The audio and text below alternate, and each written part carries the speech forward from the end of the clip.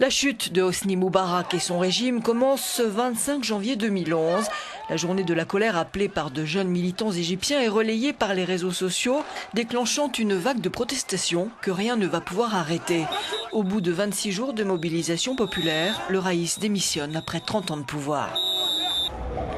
2 ans plus tard, Euronews a retrouvé ces jeunes militants qui ont porté la révolution.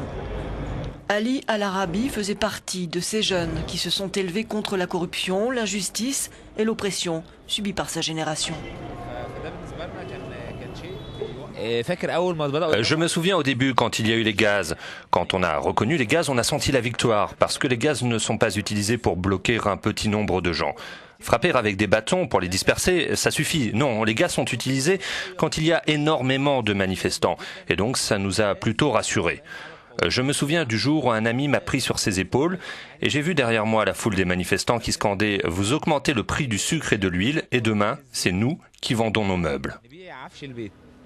Le secteur du café de la Bourse, explique notre correspondant sur place, a été appelé de bien des façons. Zone de retranchement, zone libre, point de départ de la rébellion, source de danger.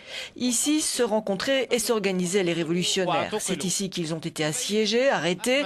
Et c'est le cas d'Ahmed Doma, l'un des activistes les plus importants de la révolution égyptienne.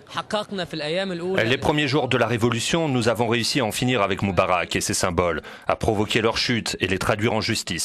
Et en plus à changer la constitution, même si la nouvelle n'est pas parfaite. Puis nous avons organisé une élection présidentielle, en dépit du fait que le président est un traître à la révolution. Mais quand même, voilà les victoires les plus importantes que nous avons gagnées. Surtout pour la majorité silencieuse qui maintenant peut aller dans la rue et sait que sa parole compte.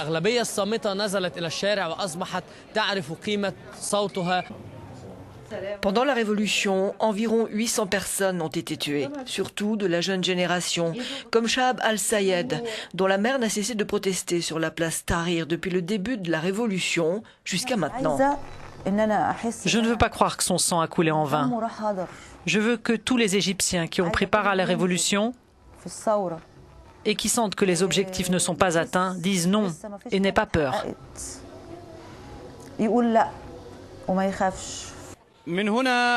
C'est ici qu'a commencé la révolution pour la liberté et la justice sociale, ici que les premiers cris de victoire ont été lancés, explique notre journaliste.